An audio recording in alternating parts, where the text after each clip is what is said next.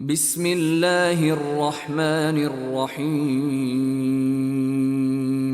وقالوا اتخذ الرحمن ولدا سبحانه بل عباد مكرمون لا يسبقونه بالقول وهم بأمره يعملون يعلم ما بين أيديهم وما خلفهم ولا يشفعون إلا لمن ارتضى وهم من خشيته مشفقون ومن يقل منهم إني إله من دونه فذلك نجزيه جهنم كذلك نجزي الظالمين أولم ير الذين كفروا أن السماوات والأرض كانتا رتقا ففتقناهما وجعلنا من الماء كل شيء حي أفلا يؤمنون وجعلنا في الأرض رواسي أن تميد بهم وجعلنا فيها فجاجا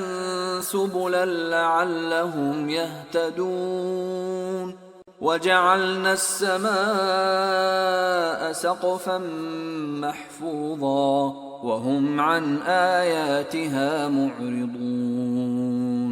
وهو الذي خلق الليل والنهار والشمس والقمر كل في فلك يسبحون وما جعلنا لبشر من قبلك الخلد أفإن مت فهم الخالدون كل نفس ذائقة الموت ونبلوكم بالشر والخير فتنة وإلينا ترجعون وإذا رآك الذين كفروا إن يتخذونك إلا هزوا أهذا الذي يذكر آلهتكم وهم بذكر الرحمن هم كافرون خلق الإنسان من عجل سأريكم آياتي فلا تستعجلون ويقولون متى هذا الوعد إن كنتم صادقين لو يعلم الذين كفروا حين لا يكفون عن وجوههم النار ولا عن ظهورهم لو يعلم الذين كفروا حين لا يكفون عن وجوههم النار ولا عن ظهورهم ولا هم ينصرون بل تأتيهم بغتة فتبهتهم فلا يستطيعون ردها ولا هم ينظرون ولقد استهزئ برسل من قبلك فحاق بالذين سخروا منهم ما كانوا به يستهزئون قل من يكلؤكم بالليل والنهار من الرحمن بل هم عن ذكر ربهم معرضون أم لهم آلهة تمنعهم من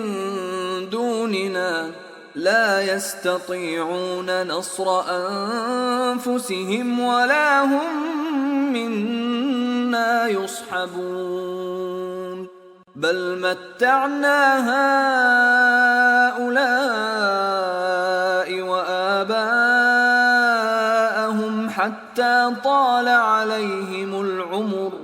أفلا يرون أنا إنا نأتي الأرض ننقصها من أطرافها أفهم الغالبون قل إنما أنذركم بالوحي ولا يسمع الصم الدعاء إذا ما ينذرون ولئن مستهم نفحة من عذاب ربك ليقولن يا ويلنا إنا كنا ظالمين ونضع الموازين القسط ليوم القيامة فلا تظلم نفس شيئا وإن كان مثقال حبة من خردل أتينا بها وكفى بنا حاسبين ولقد آتينا موسى وهارون الفرقان وضياء وذكرا للمتقين الذين يخشون ربهم بالغيب وهم من الساعة مشفقون وهذا ذكر مبارك أنزلناه أفأنتم له منكرون